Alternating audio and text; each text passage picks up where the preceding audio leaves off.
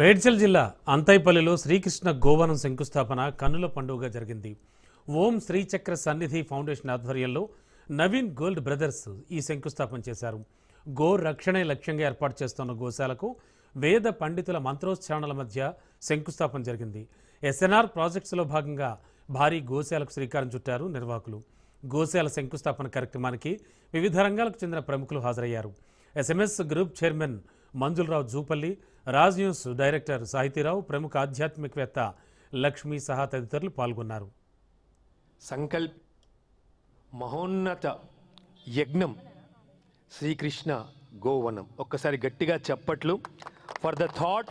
శ్రీచక్ర గోవనం. అమ్మ మీకోసం వెయిటింగ్. లేట్గా వచ్చిన లేటెస్ట్గా వచ్చారు. Thank you very much for your support. మీ సంకల్పం సహాయ సహకారాలు లేనిదే ఈరోజు ఈ శంకుస్థాపన జరగలేదు. Thank you very much. మనస్ఫూర్తిగా మీ అందరికీ స్వాగతం పలుకుతున్నాం. జ్యేష్ఠరాజం బ్రహ్మణాన్ బ్రహ్మణస్. గోవులను కాపాడడం హిందువుల కర్తవ్యమన్నారు రాజ్ న్యూస్ డైరెక్టర్ సాహితీరావు.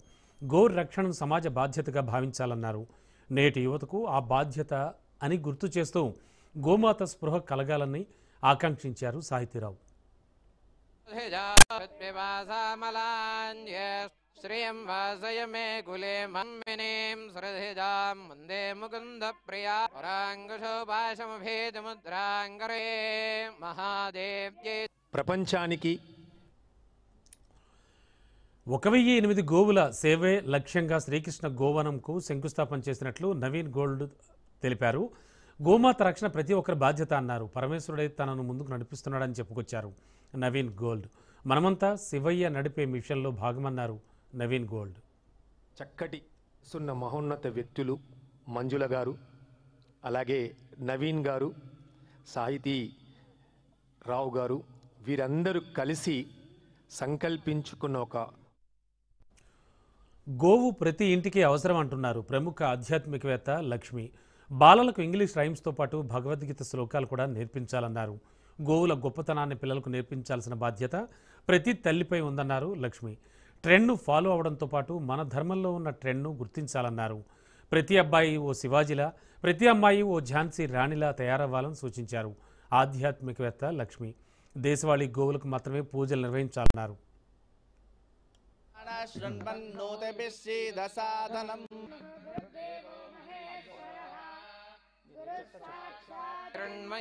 లక్ష్మీం యాదవేదో మమాముపక్వయే శ్రీర్మదేవీర్జుషదా ఆదిత్యవర్ణే తపసోధిజాదో పిపాసామలాన్యే శ్రీయం వాసయ మే. గోవును సంరక్షించుకోవాల్సిన బాధ్యత భారతీయులందరిపైన ఉందన్నారు ఎస్ఎంఎస్ గ్రూప్స్ చైర్మన్ మంజులరావు. గో సంరక్షణ చట్టాన్ని పకడ్బందీగా అమలు చేయాలన్నారు. గోవధకు కారణమవుతున్న వారిని కఠినంగా శిక్షించాలన్నారు మంజులరావు.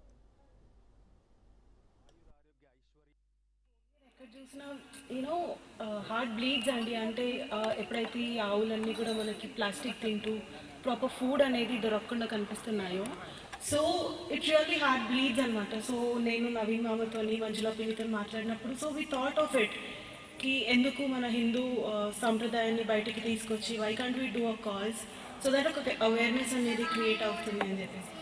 So like that we started it. And అంటే కాపాడడం కర్తవ్యం కదా మనది. సో బేసిక్ థింగ్స్ అన్నా కూడా సొసైటీలో if you don't create an awareness so there is no use of it అని చెప్పేసి we came up with this. And truly I really played a very small role, but Naveen గారు and Manjula గారు really played a good role in this. Thank you. అసలు ఎందుకు start చేయాల్సి వచ్చింది అంటే, ఒకప్పుడు గ్రామాలన్నీ పచ్చగా ఉండేవి, పంటలతో కలకలాడుతూ ఉండేవి, ప్రతి ఒక్కరు కూడా ఆనందంగా సంతోషం గడిపేది. ఇప్పుడు ఎక్కడ చూసినా యూరియా అయిపోయింది. ఎందుకు ఆవు అనేది మాయమైంది కాబట్టి యూరియా అనేది నీళ్ళలోకి వచ్చింది.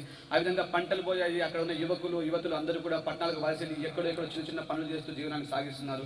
ఉమ్మడి కుటుంబాలు మాయమైపోతున్నాయి కాబట్టి దాన్ని మేము చూసాము. మా కళ్ళంటిగా 30 సంవత్సరాల కింద మా మేనమామల ఇంట్లో ఉంటూ, మా అమ్మమ్మ ఇంట్లో అసలు ఏ విధంగా ఉండేది గ్రామంలో మా కళ్ళతో చూసాం. ఇలాంటి పిల్లలకు తెలియదు. అలాంటి గ్రామాలు మళ్ళీ మళ్ళీ రావాలి అంటే గోవు ఉండాలి, గోవు ఉంటేనే గ్రామం బాగుంటుంది, గ్రామం బాగుంటే భారతం బాగుంటుంది, ఇవన్నీ బాగుంటే బ్రాహ్మణుడు బాగుంటాడు, బ్రాహ్మణుడు బాగుంటేనే ప్రకృతి బాగుంటుందని చెప్పిన గురువుల మాటలు విని మేము దీన్ని ఒక అడుగు ముందుకేస్తున్నాము. ఇది 1008 ఆవుల సంకల్పంతో స్టార్ట్ చేసాము. అత్యంత తొందరలో ఈ ఒక్క గోశాల కాకుండా ఎన్నో వందల గోశాలు మీలాంటి గొప్ప వ్యక్తులు, హిందూ సంస్కృతిని నమ్మే వ్యక్తుల ద్వారా దీన్ని అభివృద్ధి చేయాలని ఈ రాజ్ న్యూస్ డైరెక్టర్ సాహితీరావు గారు, మంజులారావు గారు, అలాగే మా సంజీవ్ శర్మ గారి ఎంతో శ్రమ, వీళ్ళందరి సహకారంతో దీన్ని దిగ్విజయంగా స్టార్ట్ చేద్దాం అనుకుంటున్నాము. ఇది అంతా కూడా పరమేశ్వరుడు మాతో చేపించుకుంటాం. మేము ఒక మిషన్స్ మాత్రమే, మేము చేసే టూల్స్ మాత్రమే ఆ శక్తి అమ్మవారి మాకు ఇస్తుంది. ఈరోజు సంజీవ్ శర్మ గారి ఆధ్వర్యంలో ఇది అంత అద్భుతమైన కార్యక్రమం జరగడం కూడా మా అదృష్టంగా భావిస్తున్నాము. శక్తి అదే మనము, అదే స్త్రీ, అదే పురుషుడు. శక్తి అంటే శక్తికి లింగభేదం లేదు, అందరూ ఒక్కటే. అందుకని ఈ శ్లోకం చదువుకోండి. కాలు కింద పెట్టగానే సముద్రవసనే దేవి పర్వతస్థన మండలే విష్ణుపత్ని నమస్తుభ్యం పాదస్పర్శం క్షమస్వమే. ఎంత తంతాం భూదేవిని మనం. ఇప్పుడు చూడండి, పారలు పెట్టి తవ్వారు అక్కడ. ఆవిడకి ఎంత బాధ ఉంటుందో తెలుసా. అందుకని ఏ పని చేసే ముందైనా దేవిని క్షమించమని అడిగి కాలు కింద పెట్టండి. ఎందుకంటే నువ్వు రోజు నిన్ను తంతాం, నీ మీద ఉమ్ములేస్తాం, ఎంగిలి పడేస్తాం, రకరకాల విధ్వంసం సృష్టిస్తాం భూమి మీద. అన్నిటికీ భూమిదేవిలాగా మమ్మల్ని క్షమించు. మేమందరము ఏంటి అంటే అందరిది ఒకటే అండి. ఏంటి అంటే గోవులు ఆకలితో ఉండొద్దు, గోవు ప్లాస్టిక్ తినొద్దు, గోవు ఏదైతే ఉందో ఆకలితో ఉండొద్దు, ఎక్కడ కూడా ఉండొద్దు. ఈవెన్ నేను కంచి టెంపుల్ వెళ్తే అక్కడ కూడా టెంపుల్ పక్కన ఆవులు ఏంటంటే ప్లాస్టిక్ తింటున్నాయి సార్. అక్కడ దేవాలయం చుట్టూతో పురోహితులు, పండితులు, వేదాలు ఇవన్నీ ఉన్నాయి. అట్ ద సేమ్ టైం ఏంటంటే కొంచెం దూరంలో తీసుకుంటే ఏంటి అంటే మీకు ఆవులు ప్లాస్టిక్ తింటూ ఉన్నాయి. ఎక్కడున్నాం మనం? నేను అసలు యాక్చువల్గా వచ్చిన దేవుడిని అమ్మవారిని చూసిన తర్వాత కొద్దిసేపటి వరకు నేను అది కంట్రోల్ చేసుకోలేకపోయినా. ఏంది అది ఇక్కడ కూడా ఇలాంటిదా? ఏం చేస్తున్నారు? ఏమవుతుంది? హిందూ అయిన ప్రతి ఒక్కరు ఒక గోమాతని అడాప్ట్ చేసుకోవాలండి. గోవు వల్ల ఎన్ని బెనిఫిట్స్ ఉన్నాయి. మా మదర్కి 2008లో క్యాన్సర్ వచ్చిందండి. 2008లో క్యాన్సర్ వస్తే అన్ని హాస్పిటల్స్ చేతులు ఎత్తేసినాయి, మొత్తం ఎత్తేసినాయి. ఏల్చూరి గారు ఎక్కడున్నారో మహానుభావుడు. నేను ఇంకా తిరగని గుడి లేదు, మొక్కని దేవుడు లేడు. లాస్ట్కి వచ్చేసి వారి దగ్గరికి వెళ్ళేసి చాలా ఏడ్చేసిన తర్వాత వారు అన్నారంటే మీ అమ్మ బ్రతుకుతుంది అని చెప్పారు. ఎట్లా బ్రతుకుతుంది అంటే గోవు అర్కంతో బతుకుతుంది అన్నారు. గోవు అర్కంతో ఎట్లా బతుకుతుంది అంటే తను కూర్చోబెట్టి ఎక్స్ప్లెయిన్ చేశారు. చేసిన తర్వాత నేను అప్పుడు 2008లో గోశాల ఆరో స్టార్ట్ చేసిన. మా అమ్మ 14 ఏళ్ళు లైఫ్ పెరిగిందండి. 14 ఏళ్ళ లైఫ్ కూడా ఎట్లా పెరిగింది అంటే ఓన్లీ గోవు అర్కంతో. ఇంకా మా మదర్ అది రెగ్యులర్గా తీసుకుంటే ఆమె ఇంకా 20 ఏళ్ళు కూడా బ్రతికేది. ఎంత చెప్పినా కానీ నాకు తగ్గిపోయింది, నాకు క్యూర్ అయిపోయింది అని చెప్పేసి తను ఒకలాంటి కాన్ఫిడెన్స్ తోటి అట్లా వెళ్ళిపోయింది తప్ప అదే గోవర్కాన్ని రోజు కంప్లీట్గా తీసుకుంటే ఏంటంటే రోజు పొద్దున్న సాయంత్రం నిజంగా ఇంకా తన 20 ఏళ్ళు మాతో ఉండేది. ఆ 14 ఏళ్ళ జీవితం కూడా ఉంది అంటే ఓన్లీ ఆవు వల్లే, గోవు వల్లే ఉంది.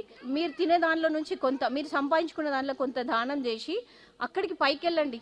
వెళ్ళేది మోసుకెళ్ళేది అయితే ఏం లేదు కదా. అక్కడ భగవంతుడు అడుగుతాడు నువ్వు ఏం చేసినావు, ఏం పుణ్యం చేసినావు అంటే కనీసం ఒక ఆవుని నేను నా దానిలోకి వెళ్ళి, నా కష్టంలోకి వెళ్ళి, నేను తినే దానిలోకి వెళ్ళి ఇంత చేయగలిగినా అని చెప్పండి. అక్కడ మీకు ఆల్రెడీ సీట్ రిజర్వ్డ్ అయిపోయి ఉంటుంది. ఇది చాలు.